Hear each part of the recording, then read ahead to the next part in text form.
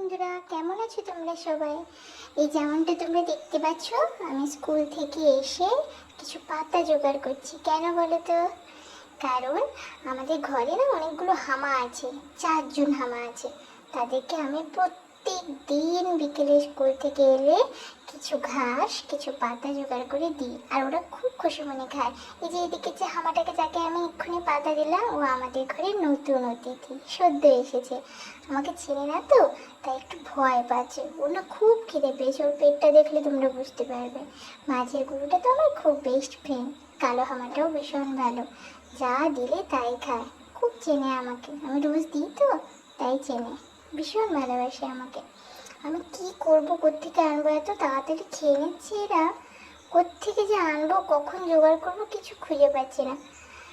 এবার আমি পাতাগুলো কিছু ভাঙবো ভাবছি, কিন্তু দাদুও তো রাগ করবে পাতা ভাঙলে। কি করা যায় এখন? সব গাছগুলো যে দাদুর লাগানো, খুব শখের গাছ এগুলো দাদুর। দাদু ভাই কিন্তু জানতে পারলে ভীষণ বকাবকি করবে আমাকে। যাই হোক, তবুও আমি গিয়ে চুপ করে গিয়ে পেরে নিচ্ছি পাতাগুলো, যাতে করে দাদু ঠাম্মি কেউ না জানতে পায়।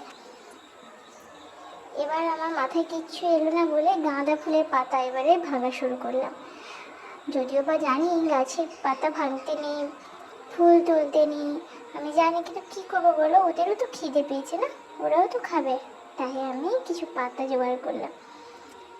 ও কিছুতেই খাবে না, খুব রাগ হয়েছে নাকি তোমার? ও কিছু আবার না বলছে খাবে না বলে, কিন্তু খেলো শেষ পর্যন্ত। ভালোবাসে না, তাই খাচ্ছে আমার হাত থেকে। এও ভীষণ ভালো, একটু আদর করে করে খাওয়াতে হয়, ছোট বাচ্চা তো তাই।